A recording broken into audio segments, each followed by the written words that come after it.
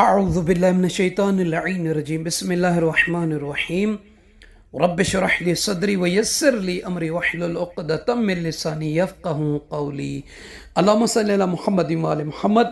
صاحبان ایمان، مومنین مومنات، دعا ہے پروردگار عالم آپ سب کے عبادتوں کو، تلاوت کلام الہی کو، صوم و صلات کو، افطار و سحر کو منظور اور مقبول فرمائے۔ آپ سب کے گھروں میں خوشیاں ہوں، آپ سب کی آرزویں پوری ہوں، آپ سب کو اللہ پاک حج و زیارت جیسی عظیم نعمتوں کا رزق عطا فرمائے۔ صاحبان ایمان، 17ویں شب رمضان المبارک کی شب کی نماز، 17ویں دن کی دعا اور رسول اللہ صلی اللہ علیہ وآلہ وسلم کا ایک واقعہ۔ دیکھیں، جب انسان روزہ رکھتا ہے تو انسان کو حقیقی معنوں میں روزہ رکھنا چاہیے۔ روزہ صرف بھوک اور پیاس کا نام نہیں ہے۔ امام جعفر صادق علیہ الصلوۃ والسلام فرما رہے ہیں کہ اذا صمت فلیصم سمعک وبصرک وشعرک وجلدک، کہ اے اہل ایمان، جب تم روزہ رکھو تو تمہاری آنکھ، کان، بالوں اور جلد کا بھی روزہ ہونا چاہیے۔ کیسے؟ دیکھیں، روزہ دار کو ماہ رمضان المبارک میں بھوک اور پیاس کے ساتھ ساتھ بدن کے تمام اعضاء کا بھی روزہ رکھنا چاہیے۔ روزے کی حالت میں انسان کو جس طرح کچھ کھاتا پیتا نہیں ہے، اس سے بچتا ہے، اسی طرح اسے چاہیے کہ اپنے کانوں کو ایسی آوازوں سے دور رکھے کہ جن کا سننا شریعت میں حرام ہے، جیسے غیبت ہے، تہمت ہے، چغل خوری ہے۔ اور اسی طرح ہر روزے دار کو اپنی آنکھوں کا بھی روزہ رکھنا چاہیے اور ان تمام چیزوں کو دیکھنے سے بچے کہ جن کا دیکھنا اسلام کی نظر میں حرام ہے۔ تو لہٰذا صاحبان ایمان، اگر کوئی روزہ دار یہ چاہتا ہے کہ ماہ رمضان المبارک کی رحمتوں، برکتوں اور مغفرتوں سے پوری طرح فائدہ حاصل کرے، تو اسے چاہیے کہ اپنے پورے بدن کے اعضاء و جوارح کو ہر اس چیز سے دور رکھے جن سے اسلام نے، شریعت نے دور رہنے کا حکم دیا ہے۔ ایک واقعہ ہے رسول اللہ صلی اللہ علیہ وآلہ وسلم کے زمانے کا۔ واقعی میں روزہ دار کون ہوتا ہے؟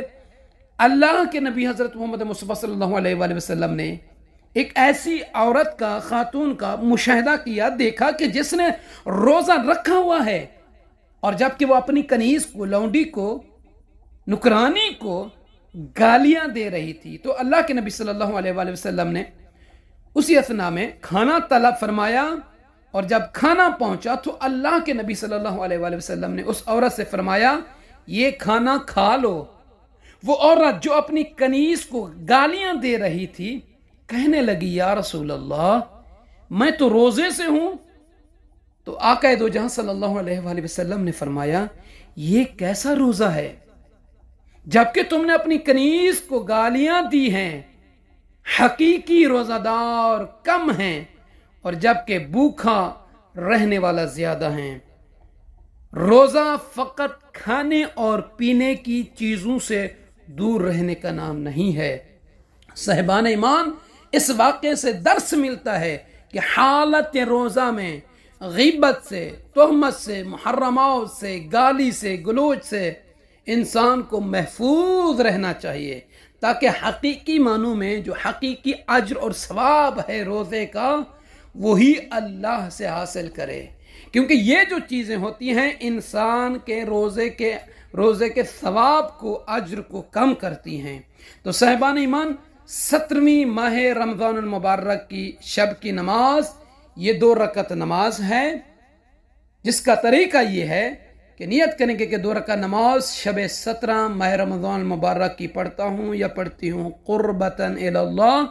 اللہ اکبر کہنے کے بعد پہلی رکعت میں سورہ الحمد کو 1 مرتبہ پڑھنا ہے، اور اس کے بعد کوئی سی بھی سورہ جو بھی آپ کو یاد ہے وہ پڑھیں، اور دوسری رکعت میں سورہ الحمد کے بعد سورہ توحید کو، یعنی قل هو اللہ احد کو 100 مرتبہ پڑھنا ہے۔ جب نماز مکمل کر لے، تمام کر لیں، تو نماز کے سلام کے بعد 100 مرتبہ لا الہ الا اللہ لا الہ الا اللہ کا ورد کریں، تسبیح پڑھیں۔ روایت میں ہے کہ جو بندہ اس طریقے سے یہ نماز پڑھے گا اعطاہ اللہ ثواب 1000 حجہ و 1000 عمرہ و 1000 غزوہ، کہ اللہ اسے 10 لاکھ حج اور 1000 عمرہ اور 1000 غزوہ یعنی جنگ کا ثواب عطا فرمائے گا، اجر عطا فرمائے گا۔ آپ تمام مومنین مومنات سے عرض ہے کہ ہمیں اپنی دعاؤں میں یاد فرمائیں گے۔ جزاک اللہ۔